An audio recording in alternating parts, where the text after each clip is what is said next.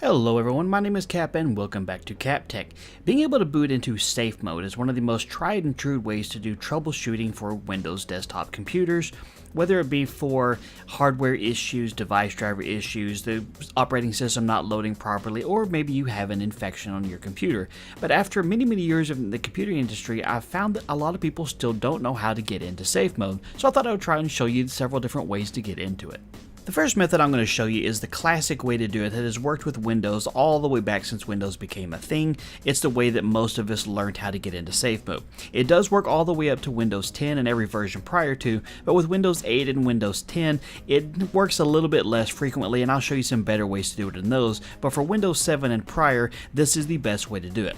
The first thing you need to know is where the F8 button is on your keyboard. It's always at the top of it. It's usually right above the number keys, and sometimes you may have to access it with a function key, so it just varies depending on your keyboard, but make sure you know where it's at. Once you know where the F8 key is, what you need to do is reboot your computer, and this is going to recycle it all the way back down to the loading screen for the BIOS. As soon as this starts coming up, what you need to do is to start pressing the F8 key on your keyboard. You just need to press it over and over again at a rapid succession, nothing too fast or too slow, just over and over again while it's still booting. Keep doing that until you see these safe mode options come up. It's going to say advanced boot options up at the top here. And then once the menu actually comes up, the one I would recommend selecting would be to choose the third one down, and that is going to be safe mode with networking. And what this allows you to do is to boot up the network drivers for your computer so that you can access the internet. Then you're going to see it go through and start scrolling through a long list of system files that it's loading in, and what safe mode does is it loads only the bare minimum of drivers and operating system functions to make Windows work. And that way, if you have an infection or a corrupted driver or something's wrong with the computer, it won't load those unnecessary files, and so you can get in and do some maintenance to it. And this is going to take you to a familiar looking login screen. You'll just log in like you normally do with your regular password, or if you have an admin password, you need to log in with that. And that will take you to a version of your desktop, and you're going to see everything's blown way up because the graphical resolution is reset back to factory defaults. And then you have a little window pop up to help you out with it. Safe mode for the most part works a lot like regular boot up mode does, where you can do basic installations and uninstallations of programs, but there are some things turned off, like you can't run Windows updates specifically. There's certain programs you can't install, which they'll tell you if you ever try it out for. But this is basically just a utility to safely give you options to work within Windows in case you ever need to try and reinstall a driver that won't load properly, or if you have an infection, this is a really good place to do the scans because Windows won't load up those corrupted files and have you a chance to clean your computer without damaging all of your personal files.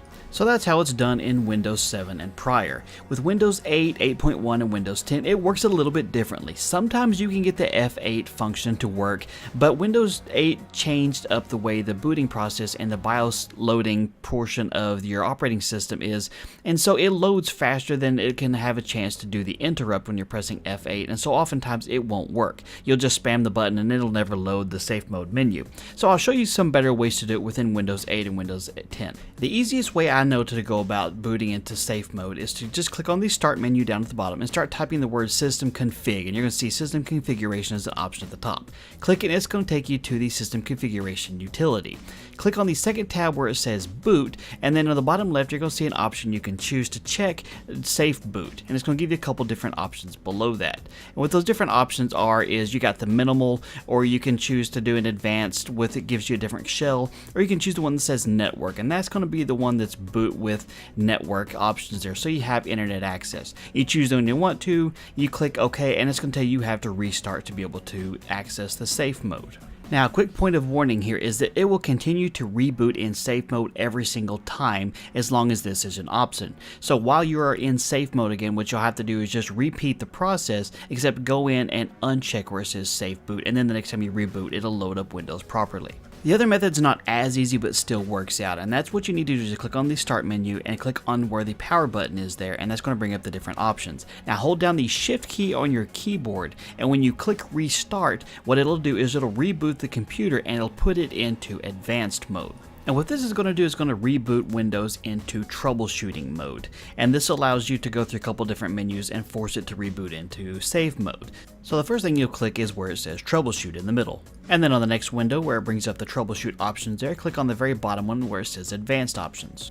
And under the Advanced Options window, you're going to choose the far right option where it says Windows Startup Settings. And then the final menu is just going to tell you what is available when you actually restart it with those settings. So go ahead and click where it says Restart. And once the computer is finished rebooting, it's going to take you to the Startup Settings option menu here. And you'll use the function keys 1 through 9 to choose which one of the options you want to pick here. I highlighted the 3 in the middle that you'll use for different safe mode options: a regular safe mode with networking, and safe mode with command prompt.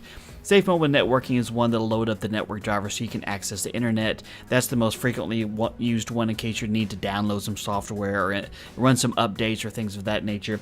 And you have some other options you have here too, or you can press enter and it'll just return to the normal boot options within Windows. And you can also do the shift plus restart trick from the login screen too, so you don't have to make it all the way to the desktop to be able to do that. You can do it straight from the login screen and it'll take you back to the startup options menu.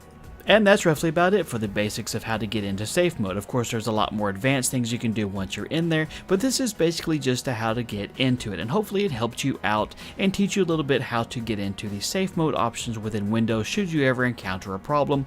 Or if you happen to be watching one of my videos and I respond to a question you have by saying, I would do that in safe mode, hopefully this will help you get there. So if you have any questions, do drop it in the comment section down below and I'll happily get to it as quickly as I can. And if you enjoyed the video, do me a favor and hit that thumbs up button below the video, and don't forget to subscribe for future videos. Thank you guys so much for your time. Have a wonderful day, and I'll talk to you later.